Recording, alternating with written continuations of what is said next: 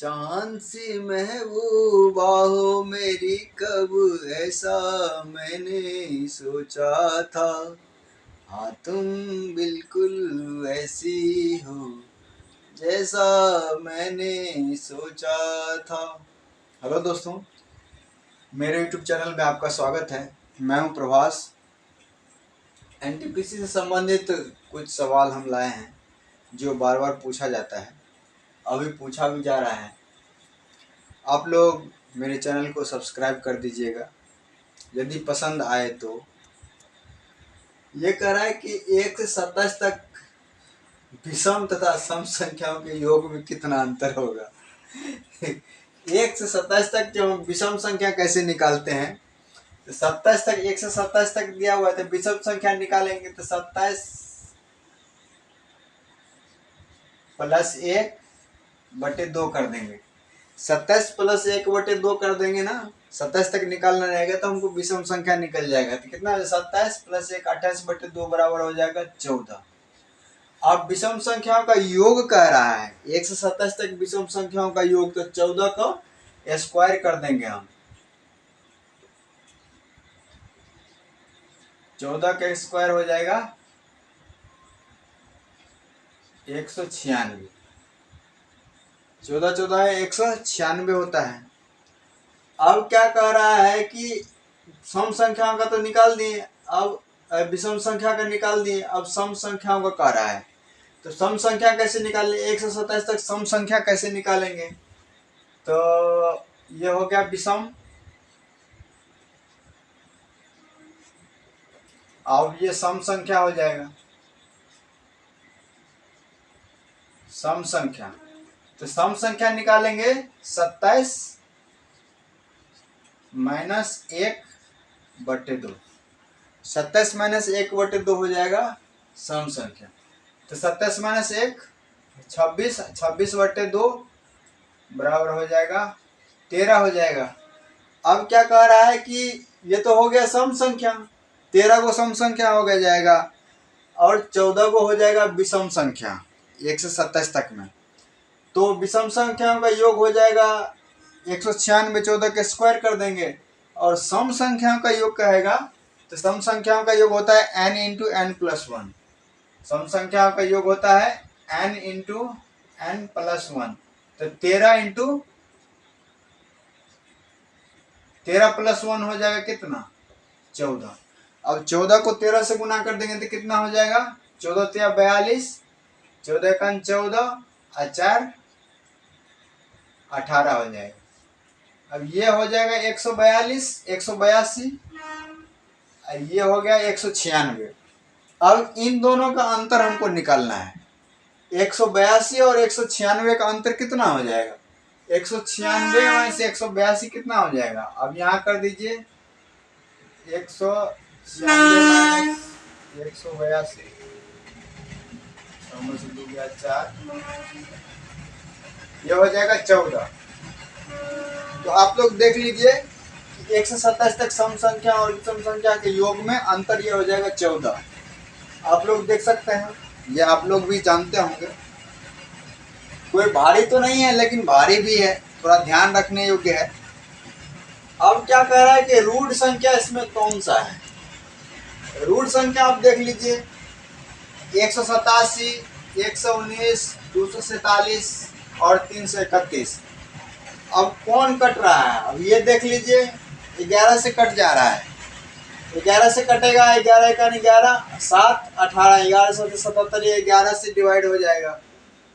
ये 17 सत्ते 119, ये 17 से डिवाइड हो जाएगा। और ये 247 कितना से डिवाइड हो जाएगा, 19 से डिवाइड हो जाएगा। 19 से का 19, 5 24, तो 5 पर 7 57, 19 से 57, ये तो 11 से हो जाएगा। ये 187, 119 17 से डिवाइड हो जाएगा और 247 19 से डिवाइड हो जाएगा। और ये संख्या किसी भी संख्या से डिवाइड नहीं होगा, तो ये रूट संख्या हो जाएगा 331। ये किसी भी संख्या से भाग नहीं लगेगा, तो इसलिए ये जो संख्या किसी भी संख्या से कटे नहीं तो ये रूट संख्या कहलाती है। 2 3 5 7 किसी भी संख्या से वो कटेगा ही नहीं, तो ये 331 हो जाएगा रूट संख्या। अब आ जाइए, इसमें कह रहा है स्थानीय मान निकालने के लिए। स्थानीय मान कह रहा है कि 0.06537। इसमें 5 का स्थानीय मान पूछ रहा है, 5 का स्थानीय मान। तो देखिए 5 के बाद कितना जीरो है, 2 जीरो है। और उसके बाद इसमें कितना, जीरो के बाद कितना अंक है, 1 2 3 4 5, 1 2 3 4 5। इसमें 5 का स्थानीय मान पूछ रहा है, तो जीरो के बाद देख लीजिए कितना अंक है, उतने उतने जीरो बैठा देंगे। 1 पर 5 को जीरो, अब 5 के बाद इधर देख लीजिए कितना अंक है, तब 5 पर 2 को जीरो आ जाएगा। इसमें 2 ये कट जाएगा, 2 ये कट जाएगा।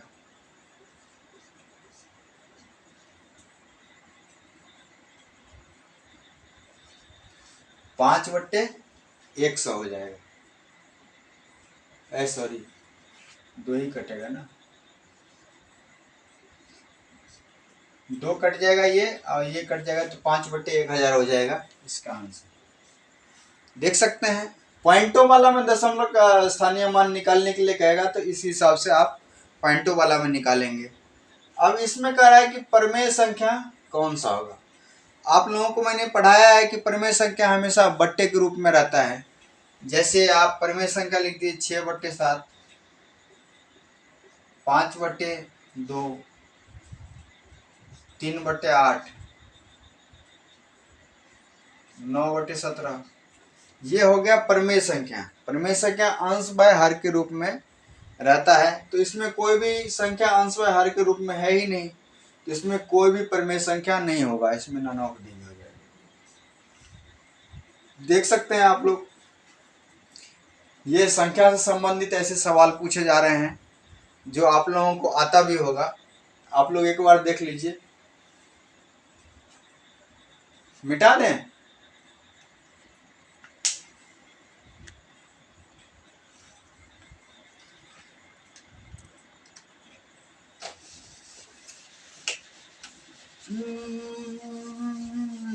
कस्में न वादे।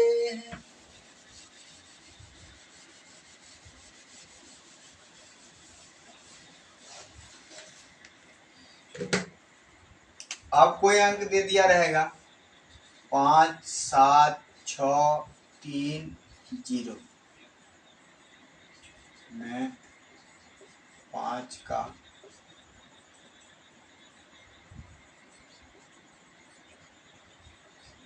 स्थानीय मान निकालें।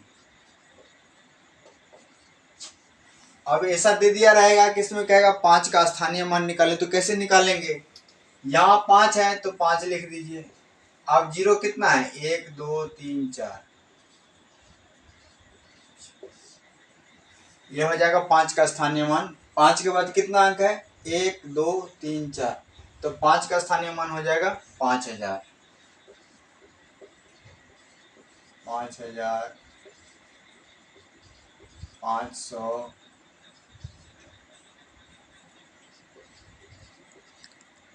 1000। तो इसमें 5000 हो जाएगा। हाँ सॉरी, 1 0 और हो जाएगा।